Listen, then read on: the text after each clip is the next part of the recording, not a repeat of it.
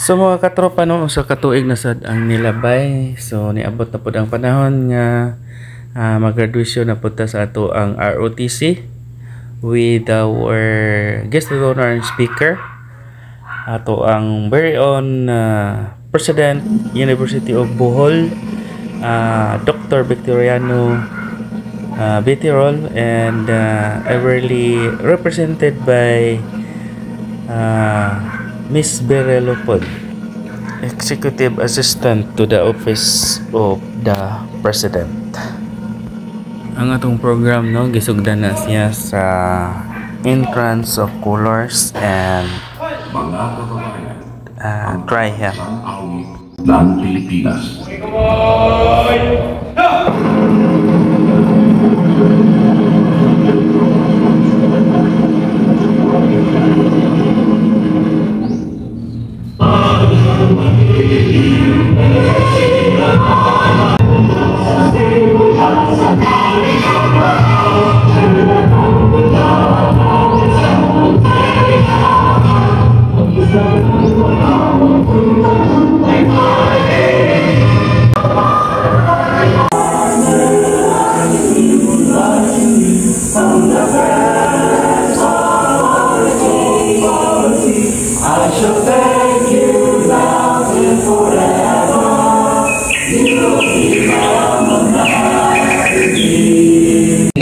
The values of honor, courage, and commitment.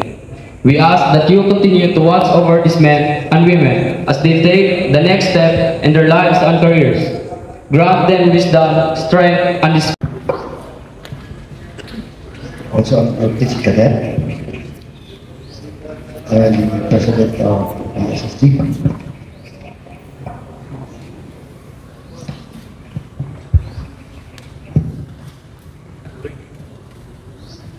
Our guest of honor and speaker, Dr. Victoriano Bellarmino, Balini Tirol III, ably represented by Miss Beryl Elizabeth Lupo, ma'am. And today is your graduation day. According to the saying, and I quote, the more you stretch the training, the less you bleed in Papa. I say it again, the more you sweat in training, the less you bleed in battle. And that the best good mind in life is the well-trained mind. Ang pinaka by the authority vested upon me as the Commandant of the University of Bohol ROTC Unit, I hereby declare the 9 first-class advanced ROTC cadets and 230 basic ROTC cadets who undergo ROTC training program for the school year 2023-2024 be declared graduates effective this day. Congratulations.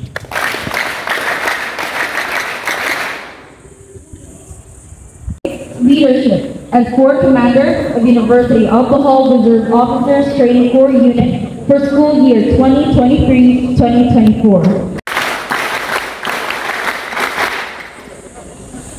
Another award, the Loyalty Award, is also presented to Cadet Colonel Renato P. Aguilar Jr., First Class, for being the most loyal, obedient, and helpful to the ROTC Department. Miss Beryl Elizabeth Bellarmino Luputma, to our Engineer Nichi Arcaya, our NSTP coordinator represented by Vince Nico Akin Liero, NSTP teacher, sir.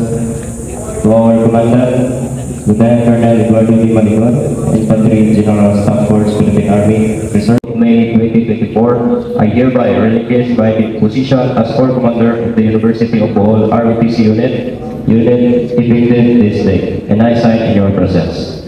To the principles of service, leadership, and excellence that define our esteemed organization, allow me to share a bit about my background.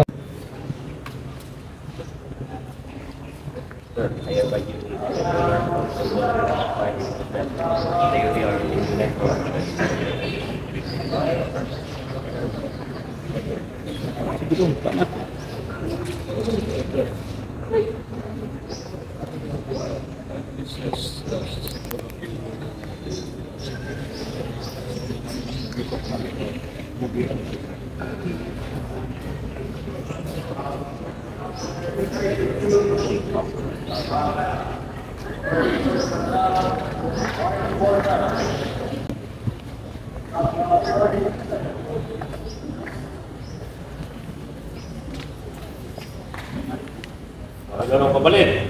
Orang patungkol ito. No.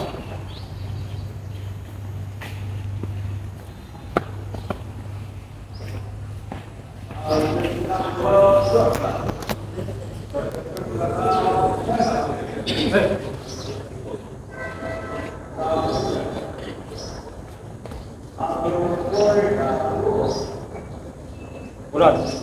Go.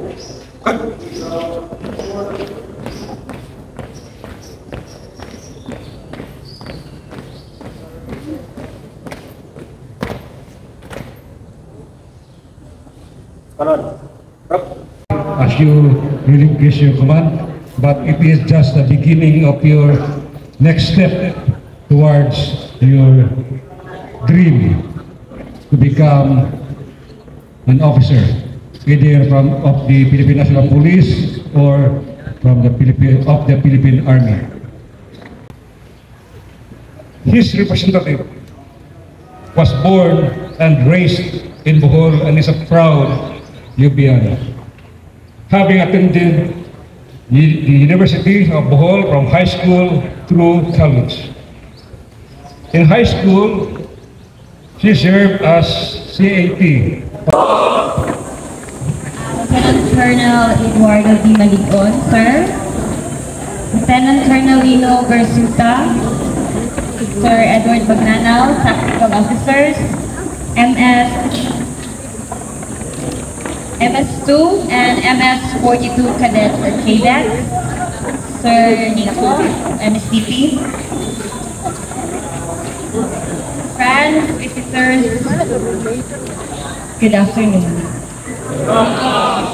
Thank you, sir, for that lovely introduction. And I am here to read the message of our guest of honor and speaker, University President Victoriano V. Tirol III, for this momentous occasion. Once again, good afternoon. I feel proud and delighted to have been invited as guest speaker to the closing ceremony and turnover of command of the University of Bohol Reserve Officer Training Corps Unit. As a former ROTC cadet myself, I understand the dedication and sacrifice that each of you has put into this program.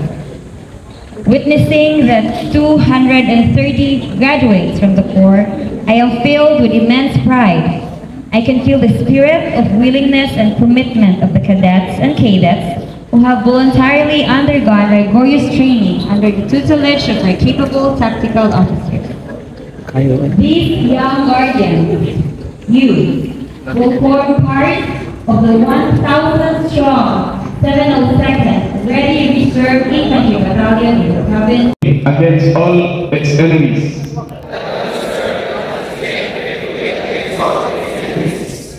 That I will support and defend the Constitution of the Philippines. That I will obey the orders of the Commander-in-Chief and the orders of the officers appointed over me.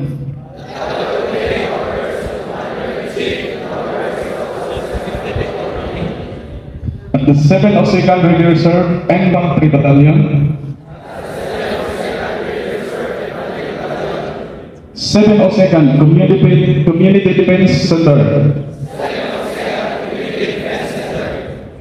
7th Regional Community Defense Group. Let us conclude our program sa atong graduation sa ROTC, mga katropa. Thank you so much for watching, and once again, maayong adlaw, maayong gabi o maayong pag-graduation sa tanan.